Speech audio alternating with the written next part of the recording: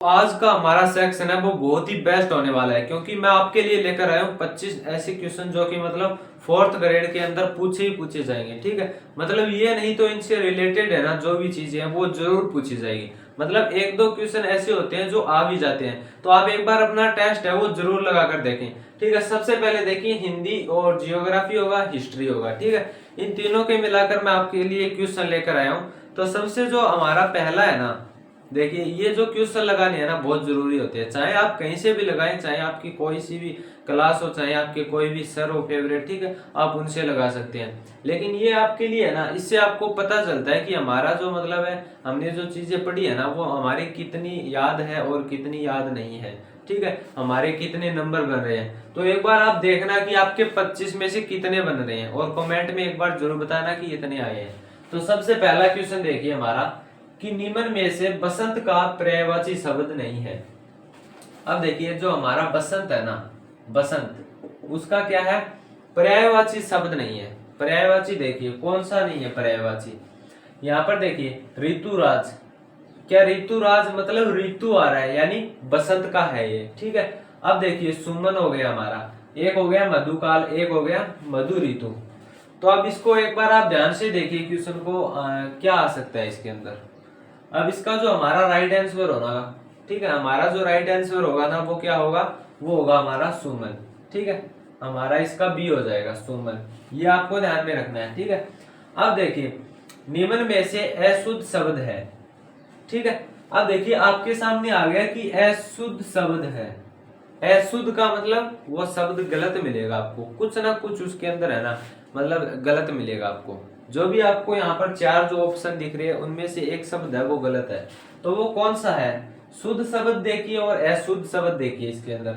सबसे पहले देखिए विव्रत, क्या विव्रत इसी तरह से लिखा जाता है, क्या रह या फिर इस तरह से आता है या फिर इस तरह से आता है, तो ये हमारा क्या होगा, सही है। ठीक है, यानी विव्रत जो हमारा क्या है, सही है बिल्कुल एकदम। विलुप्त देखिए, विलुप्त तो एकदम हमको राइट दिख रहा है। ठीक है, एकदम सही है, क्योंकि ये तो आप भी पहचान सकते हैं, बहुत आसान है।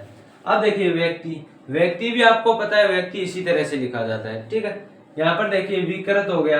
अब विकृत में देखिए कुछ ना कुछ आपको डिफरेंस दिख रहा है, मतलब एक तो विवृत है और एक विकृत है। तो विकृत है ना, जो वह के नीचे अगर रह है तो इसके नीचे भी क्या होगा, रह होगा, तभी ये क्या होगा, सही होगा, वरना ये गलत है। तो ये हमारा इसका आंसर क्या हो जाएगा, राइट बी हो जाएगा। ठीक है, इसके बाद हमारा 3 नंबर क्वेश्चन देखिए। 3 नंबर क्वेश्चन है, संस्कार शब्द में किस उपसर्ग का प्रयोग हुआ है। यानी संस्कार जो शब्द है ना हमारा, उसमें क्या है, किस उपसर्ग का प्रयोग हुआ है। तो एक में देखिए हमारा सम है, और 2 में देखिए सन है, और 3 में सी में देखिए सम्स है, और एक हमारा संस। तो इसका राइट आंसर क्या होगा, सम हो जाएगा। ठीक है, सम क्यों होगा, क्योंकि देखिए सम प्लस क्या होता है, सम प्लस कार, क्या हो गया हमारा, संस्कार। ठीक है, तो ये हमारा क्या है, उपसर्ग है सम। ठीक है, ये आपको ध्यान रखना है। 4 नंबर क्वेश्चन देखिए, कौन सा शब्द आहट प्रत्यय का उदाहरण नहीं है। आहट जो प्रत्यय है ना उसका उदाहरण नहीं है। देखिए अब देखिए गड़गड़ाहट, एक हमारा छनछनाहट, एक है जगमगाहट, और एक है रुकावट। ठीक है, ये हमारा क्या है, रुकावट है। ठीक है, रुकावट, रुकावट। अब देखिए गड़गड़ाहट, छनछनाहट, जगमगाहट और रुकावट। अब गड़गड़ प्लस आहट यानी गड़गड़ाहट होता है। ठीक है, उसी तरह से ये हो गए, लेकिन इसका राइट आंसर क्या होगा, इसका होगा रुकावट। ठीक है, इसका हमें ध्यान रखना है, राइट आंसर क्या होगा इसका, रुकावट होगा। क्योंकि जो आवट है ना, आवट, इसके अंदर आवट आता है, वो क्या है, वही हमारा क्या है, प्रत्यय है। ठीक है, जो आवट आता है ना इसके अंदर, रुक प्लस आवट, रुकावट, तो आवट है ना वही क्या है, हमारा प्रत्यय है। तो ये आपको ध्यान में रखना है। इसके बाद अगला क्वेश्चन देखते हैं। 5 नंबर क्वेश्चन क्या है, 5 नंबर क्वेश्चन देखिए, निम्न में सर्वनाम शब्द है। सर्वनाम शब्द देखिए आपने सुना होगा, संज्ञा किसे कहते हैं, सर्वनाम किसे कहते हैं, उनके कुछ उदाहरण भी है। ठीक है, संज्ञा मतलब किसी के भी आप नाम मान लो, चाहे कोई भी आपके सामने वस्तु है, जो भी आपके हाथ में है, जैसे मेरे हाथ में मार्कर है, मेरे सामने बोर्ड है, जो भी चीज है ना, जो भी एक्टिविटी हमारे सामने हो रही है उसका कुछ ना कुछ नाम है। ठीक है, जो भी चीजें हैं तो वो क्या है, संज्ञा है। अब देखिए जैसे सर्वनाम हो गया, संज्ञा से अलग होगा सर्वनाम। जैसे रोग हो गया एक तो हमारा, अब रोग देखिए, रोग क्या है, संज्ञा है एक। ठीक है, अब देखिए नींद हो गया, अब नींद भी क्या है, एक संज्ञा है, क्योंकि एक मतलब एक नाम है ना नींद, तो ये क्या है, संज्ञा है। अब सफाई देखिए, सफाई भी एक संख्या है, ठीक है, मतलब एक चीज पर बात हो रही है। कौन का मतलब देखिए, कौन क्या है, सर्वनाम है, ये आपको ध्यान में रखना है। कौन क्या है, सर्वनाम है, इसके लिए हमारा राइट आंसर होगा डी। अब इसके बाद देखिए, निम्न में से किस शब्द में स्वर संधि है। स्वर संधि देखिए, एक तो हमारा हो गया अन्वेषण। अब अन्वेषण में कौन सी संधि है, यण संधि है, ठीक है। यण संधि यानी इसमें स्वर संधि में आता है, ठीक है, यानी ये हमारा राइट आंसर ए होगा इसका, ठीक है, अन्वेषण। और यहाँ पर देखिए जो संयोग है, सन्मति है, नमस्ते है, ये क्या है, ये देखिए, एक तो ये हमारा क्या है, व्यंजन संधि है, ठीक है, ये भी हमारी क्या है, व्यंजन संधि है। और जो हमारा नमस्ते है वो क्या है, विसर्ग संधि है, ठीक है, ये क्या है, विसर्ग संधि है। विसर्ग संधि क्यों है ये, क्योंकि इसमें नम है प्लस क्या लगता है, नम है प्लस ते, यानी इसमें विसर्ग आ रहा है भाई, ठीक है, यानी इसलिए क्या लग रहा है इसमें, नमस्ते, यानी विसर्ग लग रहा है, तो ये विसर्ग संधि होगी। तो ये चीज आपको ध्यान में रखनी है। राइट आंसर, लाल दोमट मिट्टी पाया जाने वाला जिला है, यानी राजस्थान के अंदर वो कौन सा जिला है जिसके अंदर लाल दोमट मिट्टी पाई जाती है। तो आपके सामने चार ऑप्शन है, देखिए, एक तो है सिरोही, एक है कोटा, एक है डूंगरपुर, एक और है बीकानेर।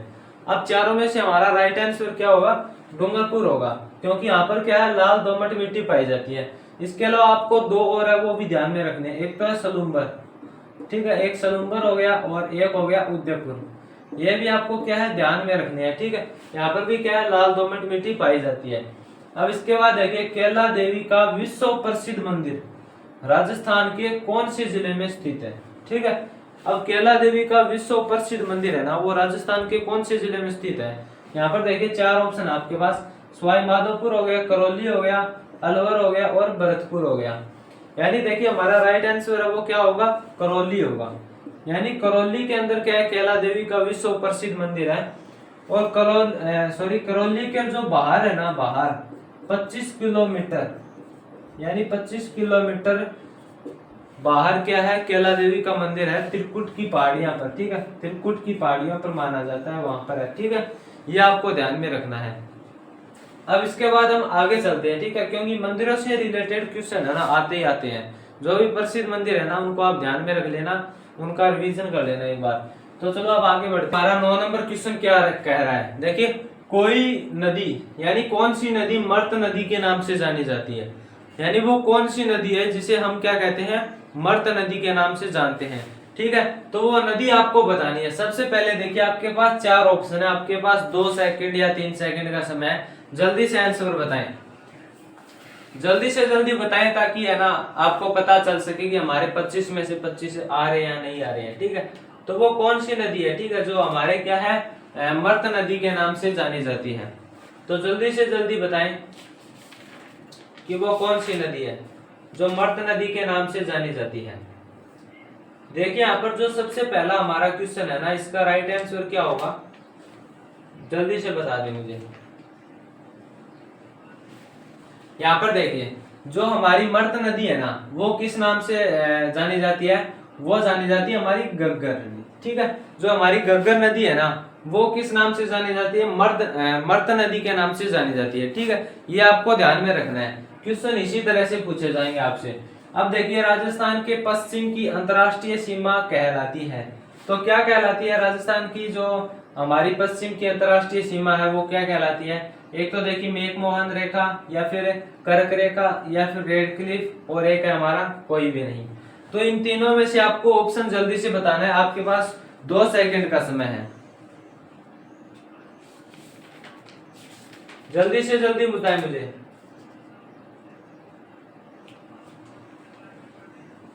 तो इसका राइट आंसर क्या हो जाएगा, जल्दी से बताएं कि राजस्थान के पश्चिम की अंतर्राष्ट्रीय जो सीमा है वो क्या कहलाती है, रेड क्लिफ कहलाती है, ठीक है। जो रेड क्लिफ रेखा है ना वो हमारी क्या कहलाती है, पश्चिम की अंतर्राष्ट्रीय सीमा कहलाती है, ठीक है, ये आपको ध्यान में रखना है। इसके बाद हम आगे चलते हैं, हमारे क्वेश्चन अभी 15 और रह गए हैं, ठीक है। तो चलो जल्दी से आगे बढ़ते हैं। इसके बाद देखिए हमारा, देखिए यहाँ पर सरिस्का वन्य जीव अभ्यारण्य, ठीक है, क्या कहा रहा है हमारे क्वेश्चन के अंदर, देखिए क्या कहा जा रहा है, सरिस्का वन्य जीव अभ्यारण्य में कौन सी परियोजना कार्यान्वित की गई।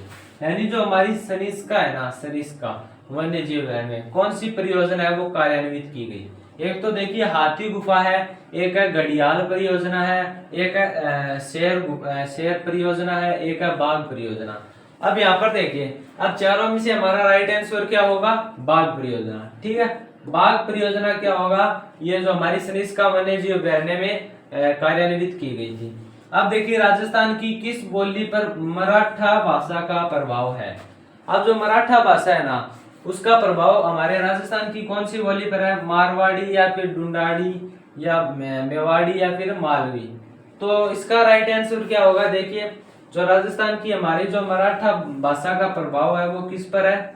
मालवी। ठीक है, मालवी इसका क्या हो जाएगा? राइट आंसर हो जाएगा। देख लेना आप। ठीक है, मालवी क्या हो जाएगा? इसका राइट आंसर हो जाएगा। तो चलो अब आगे बढ़ते हैं जल्दी से। इसके बाद 13 नंबर क्वेश्चन देखिए हमारा, राजस्थान के किस जिले में सर्वाधिक वर्षा होती है? यानी सर्वाधिक वर्षा कौन से जिले में होती है? एक पर देखिए अलवर है, जोधपुर है, बीकानेर है और झालावाड़ है। तो देखिए यहाँ पर देखिए झालावाड़ के अंदर है ना सर्वाधिक वर्षा होती है।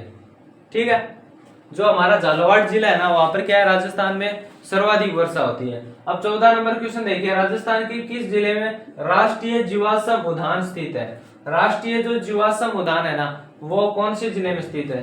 जोधपुर हो गया, जयपुर हो गया, बाड़मेर हो गया, जैसलमेर हो गया। तो फटाफट रिवीजन करते हैं, इसका राइट आंसर हो जाएगा जैसलमेर। ठीक है, जैसलमेर के अंदर क्या है? राष्ट्रीय जीवाश्म उद्यान है। इसके बाद अगला 15 नंबर क्वेश्चन देखिए, मेवाती बोली से संबंधित जिला है। यानी मेवाती जो बोली है ना, मेवाती एक भाषा है, तो उससे संबंधित जिला कौन सा है? कहां पर बोली जाती है ये मेवाती? तो यहाँ पर देखिए अजमेर हो गया, अलवर हो गया, कोटा हो गया और सीकर हो गया। 4 ऑप्शन आपके पास। तो इसका राइट आंसर क्या होगा? जो हमारी मेवाती बोली है ना वो कहां पर बोली जाती है? अलवर के अंदर बोली जाती है। ये बात आप ध्यान में रखना। ठीक है, मेवाती है वो अलवर के अंदर बोली जाती है। बेराट प्राचीन भारत में किस जनपद की राजधानी थी? यानी जो बेराट है ना, बेराट वो प्राचीन जो भारत है ना हमारा, जो पुराना जब भारत था तो उस समय हमारे जनपद की राजधानी थी। ठीक है, भारत में किस जनपद की थी? एक तो मत्स्य, एक है पांचाल और एक है चेदी और एक है अर्जुनाई। ठीक है, अब देखिए ये चारों है, इसमें से हमारा राइट आंसर क्या होगा? मत्स्य होगा। ठीक है, मत्स्य संघ की क्या थी? राजधानी थी। बेराट प्राचीन भारत में किस जनपद की राजधानी थी? यानी मत्स्य की। ये बात आप ध्यान में रखना। इसके बाद हमारा अगला क्वेश्चन देखते हैं 17 नंबर क्वेश्चन। अब देखिए 17 नंबर क्वेश्चन, मादलिया पहना जाता है। अब क्या है? मादलिया है ना वो मतलब कहां पर पहना जाता है? मादलिया देखिए ऑप्शन के अंदर, देखिए ऑप्शन के अंदर भुजाओं पर, ललाट पर, गले पर या कलाई पर। ठीक है, कलाई यानी हाथों में या फिर गले में पहना जाता है, बताइए जरा। तो ये कहां पहना जाता है? मादलिया ये पहना जाता है गले में। ठीक है, ध्यान में रखना गले में पहना जाता है, आज बता रहा हूं आपको। 18 नंबर क्वेश्चन देखिए, राजस्थान में पावाड़, ठीक है, पावाड़ा, पावाड़ा या पावाड़ का मतलब है। ठीक है, तो इसका मतलब क्या है? लोक कथा है या लोक गाथा है या फिर लोकगीत है या लोक साहित्य है। तो इसका राइट आंसर क्या हो जाएगा? अगर आपको पता है तो आप बता देना कमेंट में। इसका होगा लोक गाथा। ठीक है, लोक गाथा इसका राइट आंसर हो जाएगा।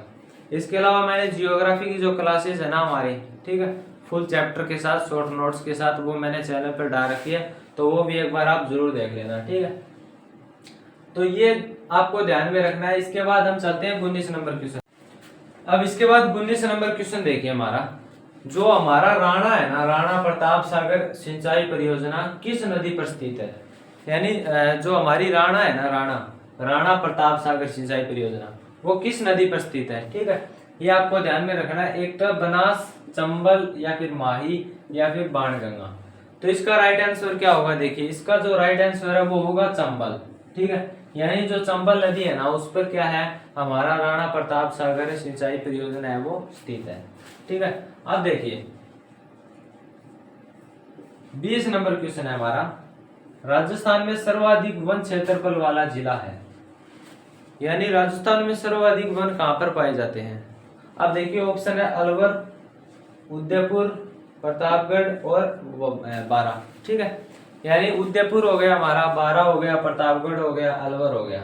अब इसका राइट आंसर क्या होगा? ये जो हमारा उदयपुर है ना इसमें क्या है? वन पाए जाते हैं, वो भी मतलब है सबसे अधिक, ठीक है, सर्वाधिक वन क्षेत्रफल है, क्षेत्रफल मतलब वन भी अधिक होंगे। और वो जो संघन वन पाए जाते हैं यहाँ पर, ठीक है, क्या पाए जाते हैं, संघन वन। संघन का मतलब घने, जिस पर मतलब है ऊपर से आप देखोगे ना तो कुछ भी आपको दिखाई नहीं देगा, ठीक है, इतने घने ऊपर से एकदम मिले हुए, ठीक है, वो वन पाए जाते हैं यहाँ पर। तो सबसे क्षेत्रफल है ना सर्वाधिक वन में क्षेत्रफल उदयपुर रखता है, ठीक है। इसके बाद हमारे 5 क्वेश्चन बचे हैं अभी, तो चलते हैं जल्दी से आगे। इसके बाद देखिए 21 नंबर क्वेश्चन क्या है हमारा, राजस्थान की। देखिए राजस्थान की मूल भाषा कौन सी है, यानी इस तरह के क्वेश्चन है ना 4th ग्रेड के अंदर पूछे जाते हैं, मतलब सामान्य से क्वेश्चन आते हैं, ठीक है, 4th ग्रेड में, कि राजस्थान की मूल भाषा कौन सी है। तो एक देखिए मारवाड़ी है, एक है ब्रज, और एक है राजस्थानी, और एक है मेवाती। अब देखिए सिंपल सा है, क्वेश्चन के अंदर ही मतलब आंसर है ना, आधा तो क्वेश्चन के अंदर ही है। अब देखिए इसका राइट आंसर क्या होगा, राजस्थानी, ठीक है। राजस्थान की मूल भाषा क्या है, राजस्थानी है, सिंपल सी बात है। अब देखिए हरित राजस्थान कार्यक्रम का संबंध किससे है, हरित जो कार्यक्रम है ना उसका संबंध किससे है, ये क्वेश्चन के अंदर पूछा गया है। कृषि विकास, या फिर वृक्षारोपण, या जल संरक्षण, या फिर पशुधन। अब देखिए कृषि विकास, हरित मतलब देखिए हरित का मतलब वृक्षों को लेकर है, ठीक है। अब वृक्षों को लेकर क्यों है, हरित का मतलब देखिए जो भी हरियाली, हरियाली मतलब वृक्ष हमें हरियाली देते हैं ना, ऑक्सीजन भी देते हैं, ऐसा नहीं है, लेकिन हरियाली भी तो मारते हैं ये। तो अब देखिए 1857 के विद्रोह के समय जोधपुर के महाराजा थे, यानी कौन थे, 1857 का जब विद्रोह हुआ था तो हमारे जो जोधपुर के महाराजा कौन थे, एक तो है महाराजा तख्त सिंह है, एक है महाराजा राम सिंह है, महाराजा अजीत सिंह है, और एक है जसवंत सिंह है। अब इसका राइट आंसर देखिए क्या होगा, महाराजा तख्त सिंह है, यानी 1857 के विद्रोह के समय जोधपुर के जो महाराजा थे वो कौन थे, तख्त सिंह थे, ठीक है, महाराजा तख्त सिंह, ये आपको ध्यान में रखना है। अब अगले क्वेश्चन की ओर बढ़ते हैं। नंबर क्वेश्चन है, चूहों की देवी के रूप में, ठीक है, कौन प्रसिद्ध है, चूहों की देवी के रूप में। देखिए शीतला माता, केला देवी, या फिर करणी माता, या फिर समस्त यानी सभी। अब देखिए इसका राइट आंसर क्या होगा, हमारा होगा करणी माता, यानी करणी माता है ना देशनोक के अंदर इसका क्या है, मंदिर है। कहां पर है, देशनोक के अंदर, देशनोक में करणी माता का मंदिर है। और चूहों के लिए क्या है, प्रसिद्ध है, वहां पर आपको क्या है, सफेद चूहे, ठीक है, जो भी काले चूहे वो आपको मिलेंगे। अब देखिए राजस्थान का राज्य लोकवाद यंत्र कौन सा है। देखिए सहनाई, अलगोजा, और है रावण हत्या, एक हमारी पुंगी यानी बीन। तो इसका राइट आंसर दे दिया, लास्ट हमारा क्वेश्चन है, 2 सेकंड आपके पास।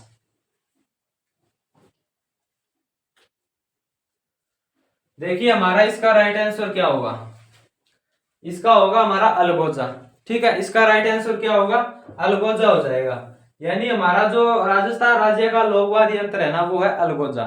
तो हमारी क्लास है वो कैसी लगी आपको, ठीक है, एक बार कमेंट में जरूर लिखना, ठीक है, कि मतलब आपको किस तरह के आपके विचार हैं क्लास को देखकर, कितने आपके जो 25 में से कितने नंबर बने हैं, ठीक है। तो मिलते हैं ऐसी क्लास के साथ, तब तक के लिए बने रहिए हमारे चैनल पर और सब्सक्राइब जरूर करना।